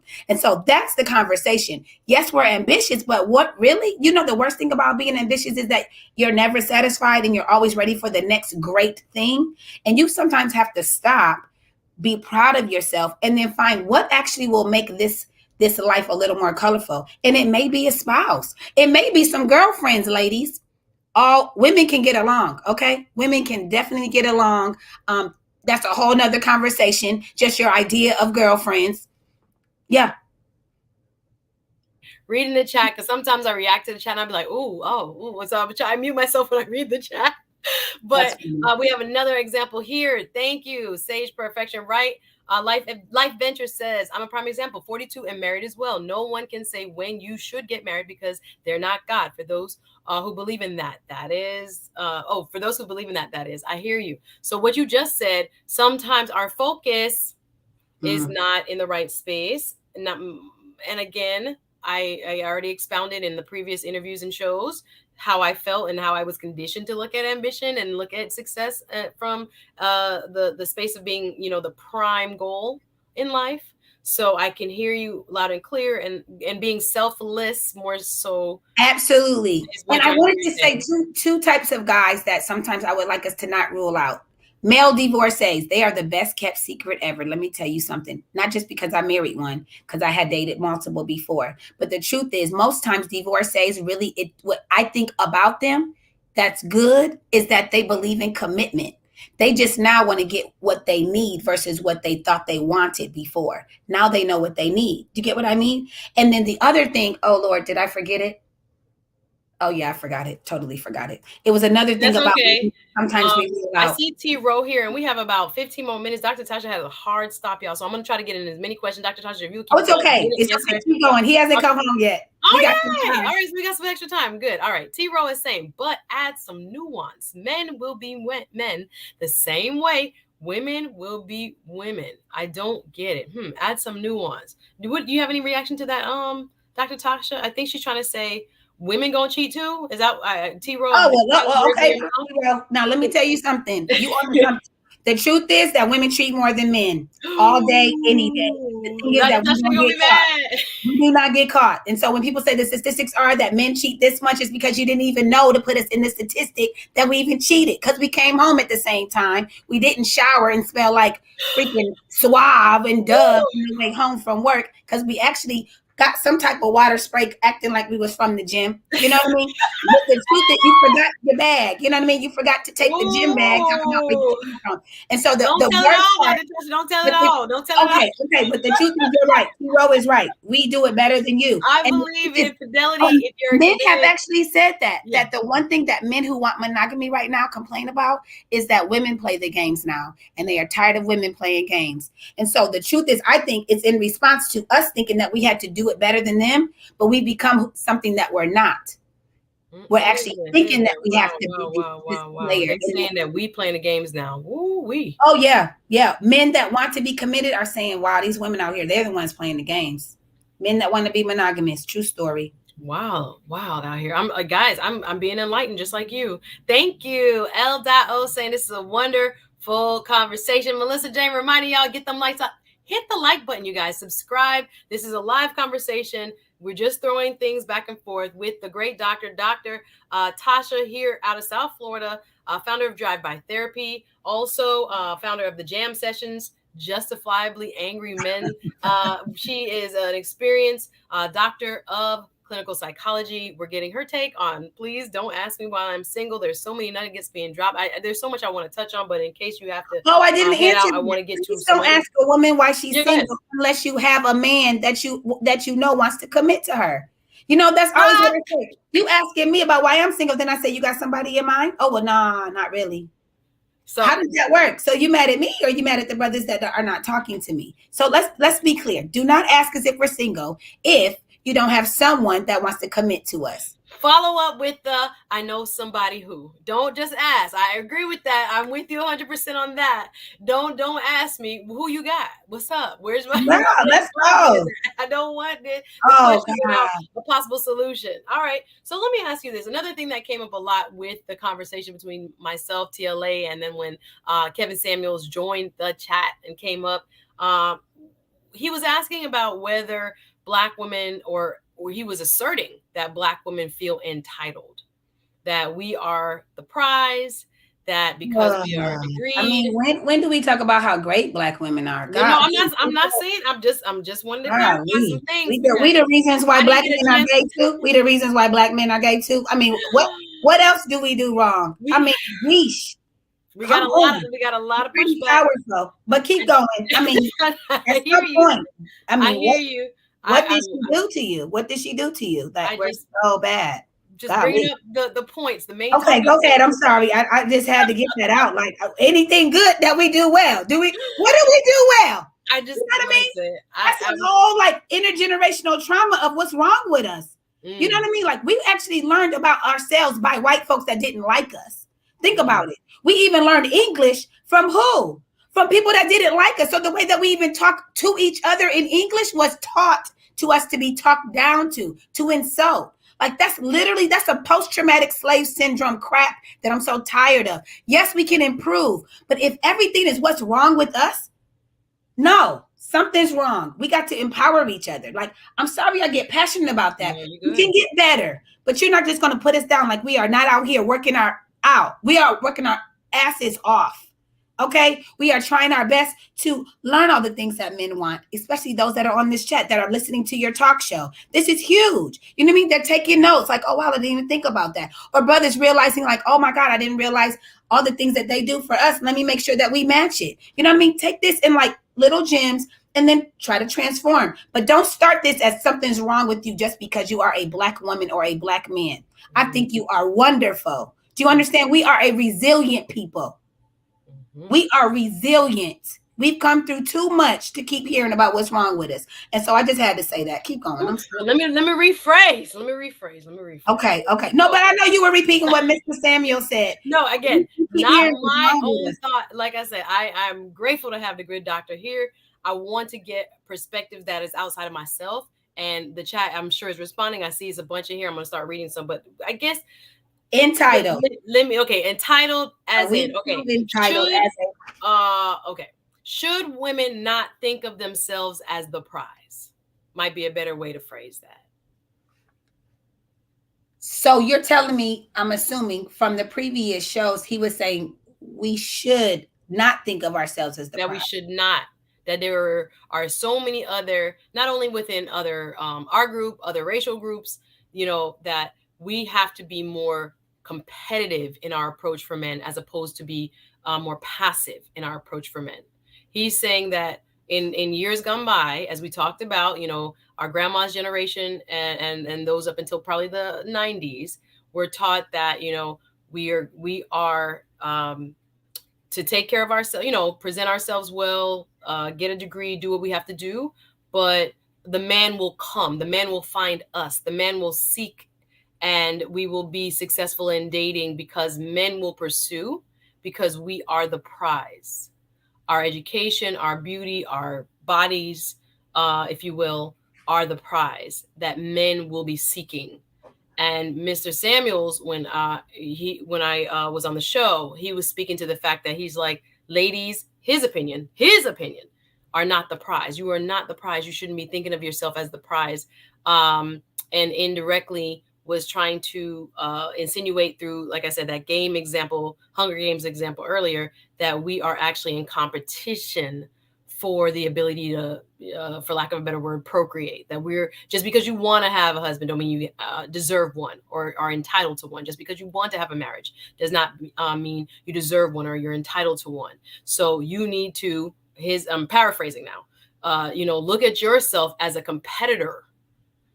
He was insinuating that black women are looking at themselves as we're kind of in this race together, and he was like, nah, you actually are running a race in competition with your sister. And I don't think he was trying to say in all ways, in every aspect, but when it comes to seeking a man, you are absolutely at odds with other women, and that we are needing more of a shift in our mindset to stop looking at it like, again, when we go out together in brunch and we go out together in dinner and we go out together and hang out, we are with the very people that we should be in his estimation competing with for the prize, which is the dude. So I'm trying to understand the framing. Again, I've paraphrased. I know the chat will correct, but I'm paraphrasing what I gleaned. So tell me, Doc, are we the prize? Are we entitled? Are we thinking we're the prize? Okay. I'm not doing this either or thing. Okay. I'm not doing it. I'm gonna let you women are the prize versus the women are the prize. We're both the prize. The question, though, to me is, how would you value you as the prize? You know what I mean? And then everything that you're asking to come to the table, are you bringing it forth? And once, to me, I mean, the truth is, you ever like wanted something, but you're not giving it? Check that. You see what I'm saying? The idea is bring it to the table so that it is seen. We're not competing, in my mind, with, there's no way. I mean, I think it's great when you walk in a room with other women. I think it's great that someone actually sees you and wants to date you in a room full of like 75 to 100 women. That's the best actual compliment ever, because you actually like me. It was something about me. So to me, it's about making sure that you like you on the way out. Like when you're going out, do you like you? Are you wearing a certain air about yourself that's not arrogance, but just to know that you are a good catch, that you look quite presentable, and that you are yourself, so that he can see you, and then for her to see you. I mean, the truth is, that's all ego to think that a brother is the prize and the woman is not. And then we're just out here to, oh, could you just pick me? I'm just, any day now, I'm just out here, just eggs just drying up. If you could just pick me. No, sir. We are both the prize. But the truth is, what is the value of your prize would be the conversation. And you may need to work on that. You know what I mean? Like valuing it in yourself, but then like upping the value as you continue in life. I don't think it's an either or at all. Not one bit is it either or, because there's a whole song, but I won't use this PUSSY word, but it runs the world. So everybody knows that. Ooh, ooh, That's thank right. you. I appreciate it, Doc. Everybody knows that. So Yeah, we are in more control, than we think. It's a powerful thing that we carry on a daily basis. would y'all hit this like button? What's up? I get them likes up. She's dropping knowledge, dropping gems. I saw there's a young person, I think a guy 21 to 25 was like, we want to be married. Why would she say that? Okay. We're just saying Oh, what. did I say men don't want to be married? Oh, I said there's an exception. Remember, I said there's only a few. There was like 10% that wanted to get married. But majority of in my generation, that it was like 33 and up when they got serious. Okay. So I love that. I truly everybody. believe. We're not saying everybody. Not everybody. It's an exception. I love that he loves monogamy, and women need to know that. There are men that want to be married. Yes. That are waiting for you. Wow. Help us, Lord. Okay. So I got some also pushback in the chat talking about, didn't it work for grandma them? But the women from the 60s, 70s, 80s got the results that they were desiring. What makes them wrong? Asked Fawcett Media. So they got what they got the result that we're desiring. We don't want me to go into a conversation of all the folks that sit on my couch that are in their 50s, 60s, and 70s about their marriage and all the things that they had to overlook because of their own power that was not in the house. No, that's not what women are desiring right now. So that's not true. There's plenty of men that would have never valued a woman the way they do now. That in terms of even just financial contribution. Okay. Okay. So there's some. So we were good at hiding in those marriages. I would agree with that. Hiding, right? But we now don't want to. Never got divorced, but there were issues at times. Not everybody. We're just talking, anecdotally, that the marriage looked good on the outside. They've been married 30, 50, and there was no years. social media to find out what was going on. Exactly. So they didn't put you on Front Street. Exactly. So now it was like, I don't know. Yeah, I don't know. I don't really want what they had. Did get married, but it wasn't necessarily all it was cracked up to be. I hear that. I hear the doctor. I'm going through. Keep one though. Wow. Okay. All right. Yeah. 100. Keep it 100. One. Okay. Wait. One down. Thank you. I got you. Plus, Dr. Married perspective and a doctor. Okay. Yes. Married perspective and a doctor. Yes. Thank you. Please subscribe. Y'all hitting the subscribe button. This is Suzette Speaks, sitting with Dr. Tasha, getting into the deep when it comes to how. They just reminded me something. Yes. Thank you for that compliment. I forgot his name or her name. But the truth is, my husband says, outside of the fact that he is attracted to my physical self, he really likes smart women. And so at the end of the day, sometimes we forget that part. There are lots of men that are attracted to the intelligence of a woman, that they know that they can actually, know that they have their back. Yeah, there are men that like it. Let me push back. You're so busy doing the push-up in the tuck and spending money under the knife to call Dr. Miami, but he actually may be attracted to this. You know what I mean? And not them baby hairs, but what's on the inside. I'm going to listen. I know there are men that are attracted to intelligence, but when I was on with Kevin Samuels and the lead, they were like, I was like, wouldn't you want someone who is educated, educating your kids? Wouldn't you want them with more life experience and the abilities, even the information that was gained by going to college? If you are a doctor of psychology, that can be used in the household. They were saying that men don't always put the same value, or most often don't put the same value on our degrees that we put. They saying it's not a benefit to them. If they want to be the breadwinners, they want to be the ones relied upon for the finances, or they're also saying that's what most women want anyway, so that these big time degrees don't come with nothing but an attitude. That they are saying, putting it, paraphrasing from the conversations before. I'm not saying all men, because I was just like, all men do not want, women who are educated. All men think that we can't be, getting the bag. I know several, my cousins, my friends get the bag and they come home and they're nurturers. They come home, they make dinner. They come we home can do both. Family. I know we can walk and chew gum. I don't understand why that is being, this assumption that's being bandied about. Why is that like, okay, we can talk about that, but I'm just trying to say right now, y'all bring me back on track. Don't talk about my grandma. Yeah, they talk about your grandma did what she needed to do. Don't talk about grandma. So you're saying we're both the prize.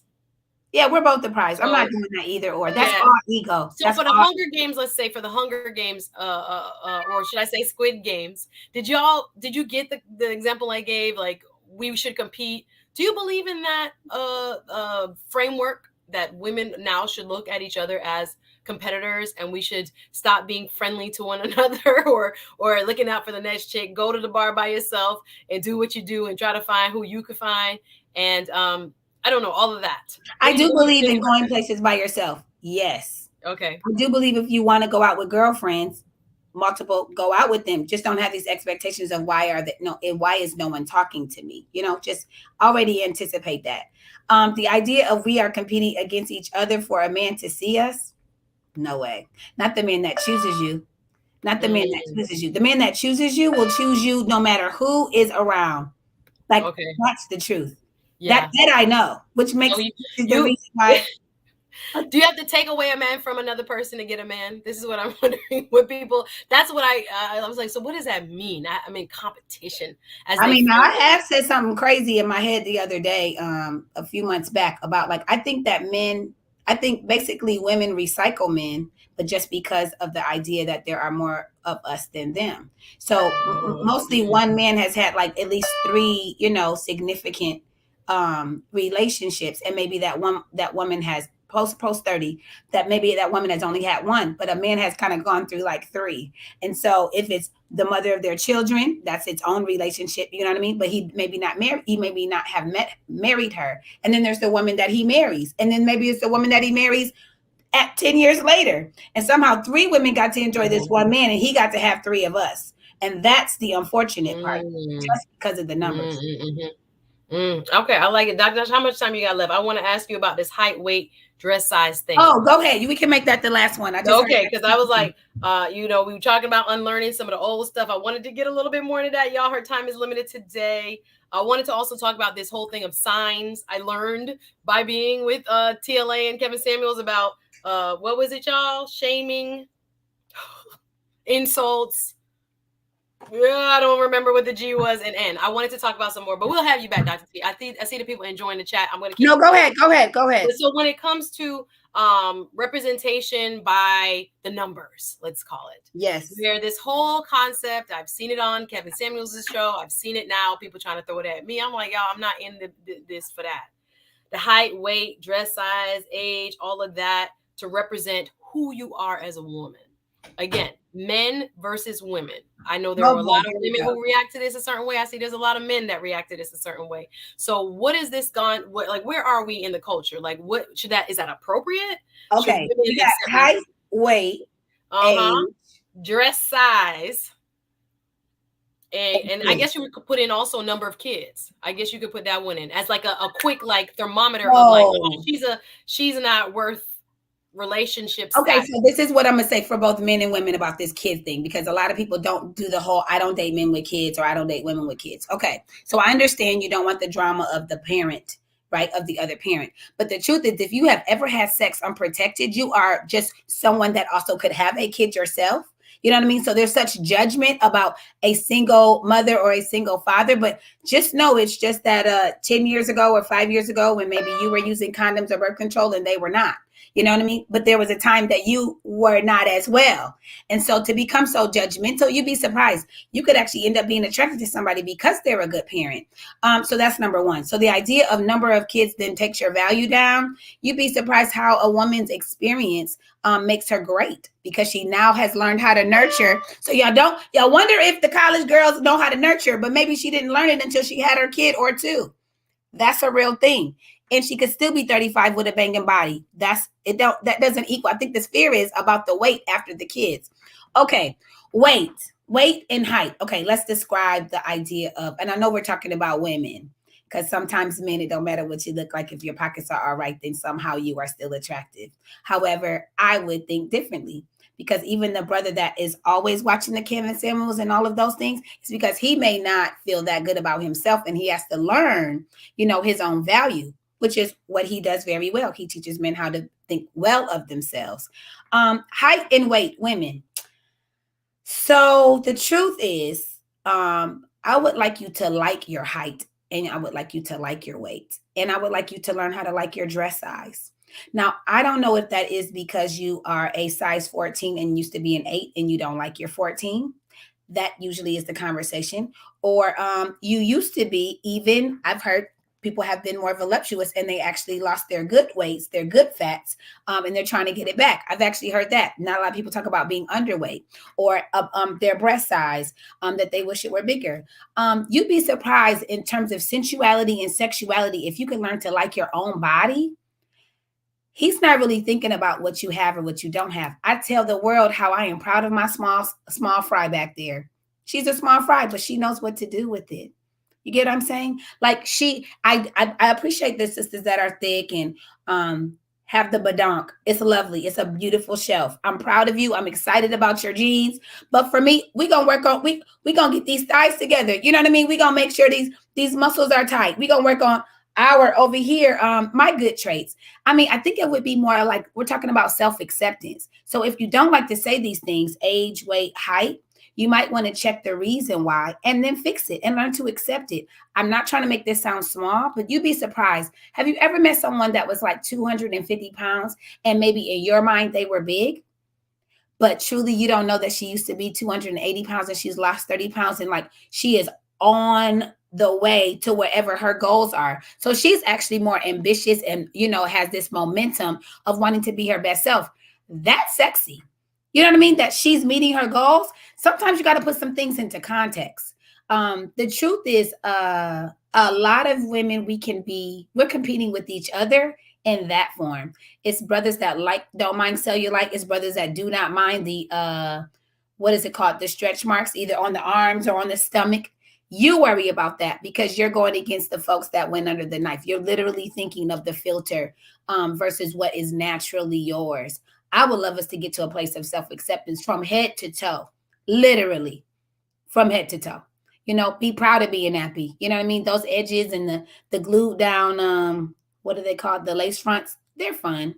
You know what I mean? But do you also like yourself the way that it looks coming out of your head, growing out of your head? That's a question.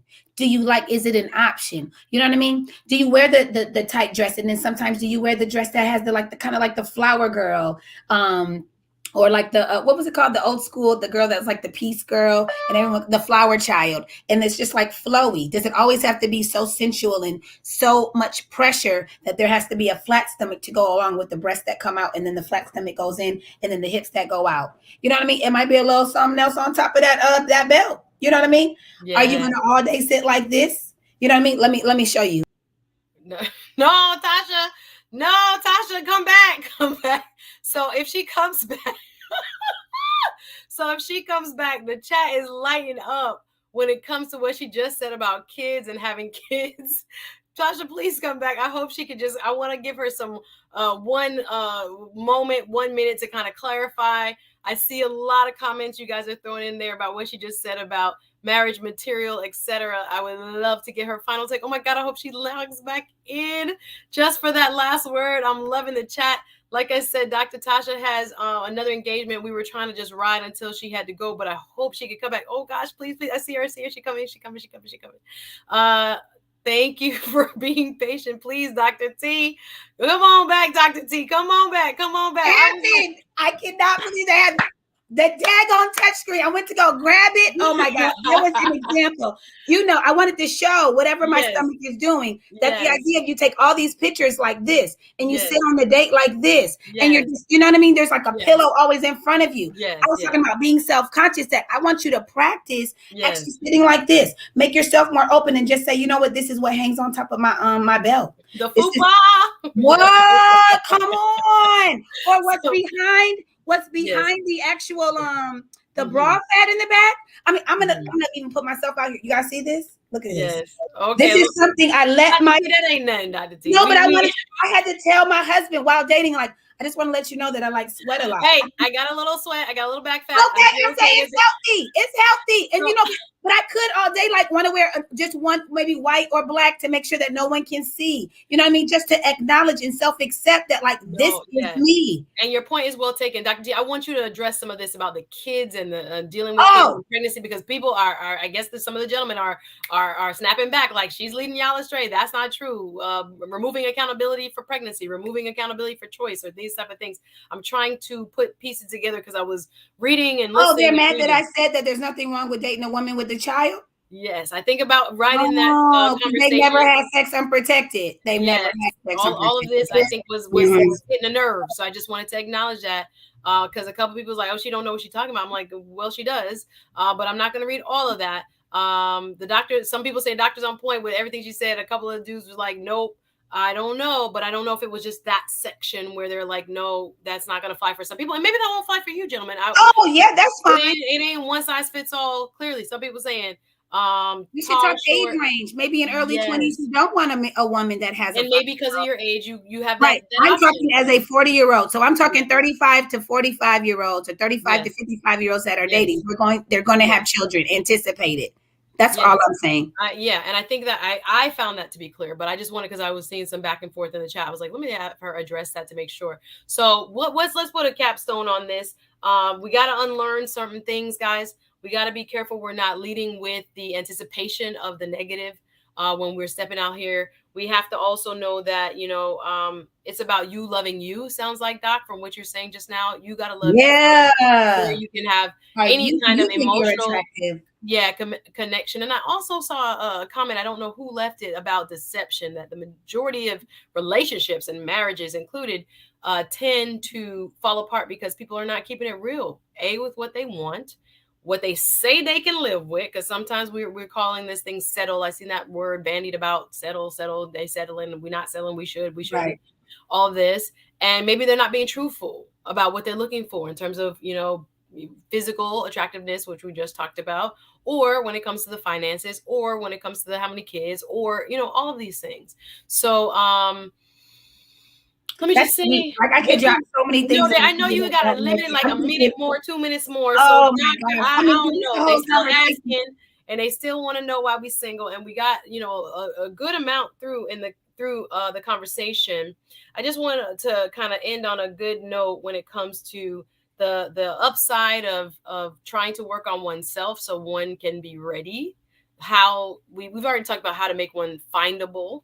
And I guess how much more time you have? Like 2 minutes, Doc? Like how much Yeah, I more got time? 2 minutes. I got 2 minutes. Yeah, so we're just gonna clean up. Like I said, I don't have time to bring anybody up. I would have loved to have you guys join the panel. I'm just gonna read a few more comments and then you can give me your final reaction. So Dr. Seven says it's not judgmental, I don't think, to want someone who does not want to want someone who does not want a woman with a kid. It's just additional unneeded responsibility and other problems. Some people, I was trying to catch what they were saying. No, I get it. I think the idea is they didn't like how I said you are being judgmental when you don't like somebody without kids. I'm saying whatever you like is what you like. If you end up being single for the next 10 years to find what you like that doesn't have kids, that's fine.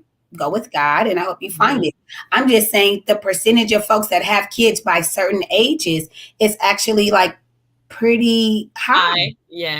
So you're counting out a bunch of people. But the same is for people that have, now y'all not gonna really like this if you don't like me talking about kids, the people that have herpes. Oh, okay. You may not want to date anybody because they have herpes, but the truth is 1 out of 3 of y'all do. You see what I'm saying? Or 1 out of 4 of y'all do. So do we not talk about the idea that there probably wasn't any protection that was used? Like, are we judgmental with that? So we can be judgmental with STDs, but we can't be judgmental with what also happens when you also do not have protection when having sex. There's a whole category of things that happen, and you might want to think twice about how you're thinking of yourself as so much better because you don't have kids, or maybe because you don't have an STD. But the truth is, it's because you possibly didn't just get caught with the same activity that they did. That's all I'm saying. Just be a little more open to know that it's the same thing. Something happened in college and they fixed it. You know what I mean? Oh, we can't say it out loud? Like, forever just mad. Oh, you have an 18-year-old and you're 36? Yeah. Exactly. Yeah, homecoming night and it happened. And I'm a really good dad. And you're just not going to like me because I have and maybe the age range. Just be more open. Be open. They wilding in the chat talking about 250. That's my bodyguard. This, that. I'm like, y'all wilding. Y'all wilding in. Oh, 250, the woman? Oh, come on, 250. But the truth is, some beautiful, big, beautiful women. Ooh, Or wow. when women break the 200 mark because they got up to like 212 and now they're like 180, like Yeah. you're worried about how she's like now the size 16, but she just was like the 22. And to me, like there's something about like to actually have a goal and achieve it that only some men will be interested in. I hope you Mhm. find your size 4. Yeah.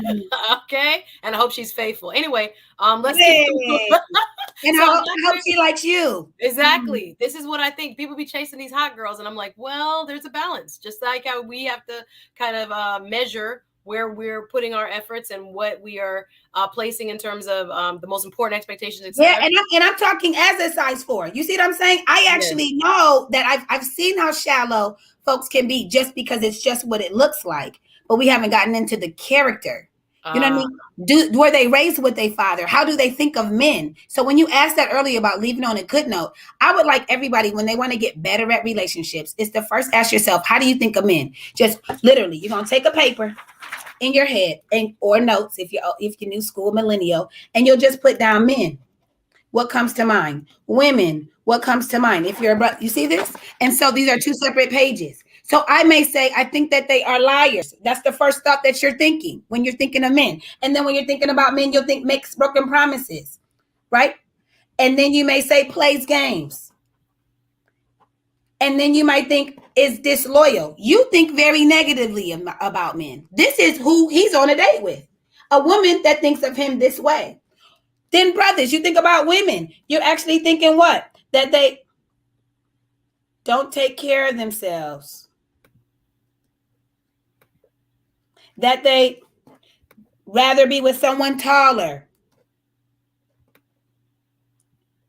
What else do I hear men say about women that is bad? Oh, I forgot. Always plays games, doesn't know how to respect men. Now, where's she learning from? Did she learn how to respect men from her single mother? Probably not. You mad at her? Okay. Is it all or nothing? Or do you want to teach her? I actually know a woman that is in my practice. She always says, like, I literally am this way. I know because of the way my mother thinks of men. Is it possibly intergenerational? Are you thinking of men or are you thinking of women by the next generation that taught you this and that you didn't even give us a fair share to realize that we're all not the same? Or yes, that happened to you when you're 22, but now you're 32. Like, give us a chance. That's all I'm saying. In a crazy way, we almost rule ourselves out before even like starting the love game. And because once you start to love, now we got to talk about being vulnerable. Now, how are you going to be vulnerable with something that you think is negative? Now you're not having relational intelligence to grow. This is how deep it is. We can be hella smart, but there are a lot of folks that are emotionally not intelligent and relationally unintelligent. So let's work on that part. But first start with, how do I think of men? How do I think of women? Is it more negative than positive? Is it more like my father? Am I now seeing men like my brother and my father and I know how they are? Or do I think that everybody's like my mom who cheated on my dad? Hello? Or my mom who picked men over us? Or my mom who didn't like me because I look just like my father? So you got some self-hatred that you might want to work on. It's internalized. Is it your fault? No. But you were like, it was projected onto you that you don't like you.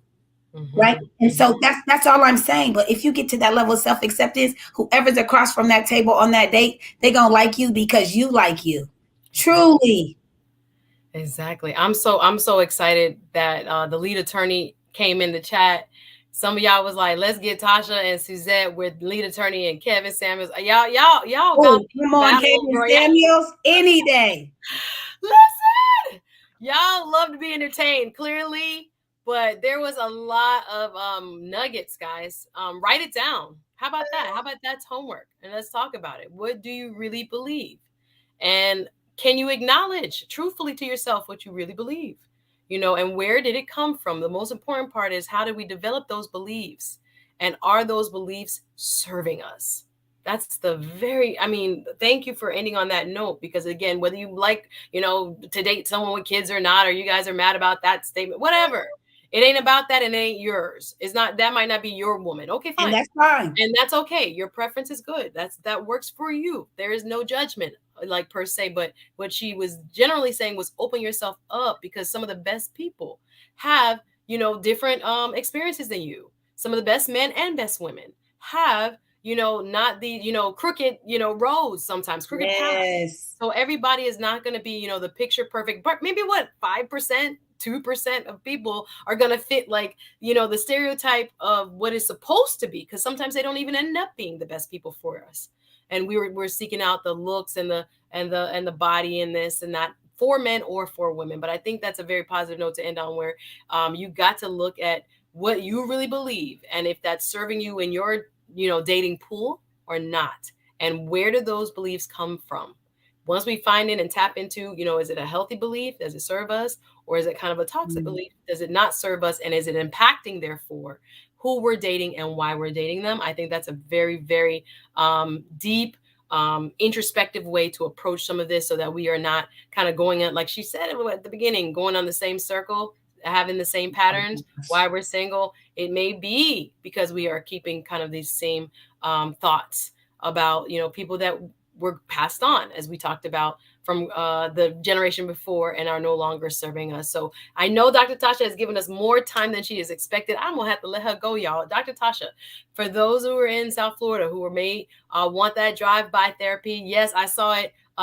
Therapy is needed. Yes, that is probably like one of the bigger takeaways also of my shows, that it's just a part of it, that there's so many parts of us that need healing, men and women, so that we're ready and we don't bring the baggage to the next person. So Dr. T, lead attorney, salute to you, sir. I see you in the chat. Thank you so hey, lead attorney. For coming yes, through. Sir. So many people saluted him. Y'all got too many chats for me to catch up with and try to post all of them. I can't read all of them, but I have enjoyed this conversation. Y'all see why I love some Dr. Tasha.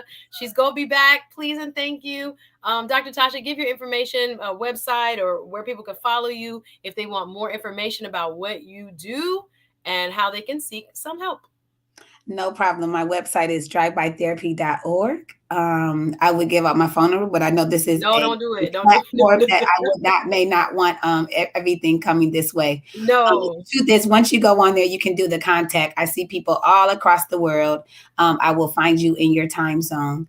And it's okay. Whatever it is, we can get through it, and you're not damaged goods. You know what I mean? Like, you will recover from whatever it was. And I would be more than honored to walk you through that healing journey. Thank you, Suzette, for having me on. Thank you so much. Love to you. There's been so much love. Like I said, the guys doing what they doing, but in terms of the one or two points they disagreed with. But overall, I see the chat was on fire. Dr. Tasha on fire. So many nuggets, so many beautiful, I think hopefully ahas that will help people. So thank you, Dr. Tasha, for being with us. Y'all, appreciate you watching. Hit that like button so more people can see it. To my new subscribers, thank you. Welcome, TLA, and the fam that has come through that program. Thank you again for the opportunity. All right, y'all, we got to go. Love y'all so much. We'll see you next broadcast.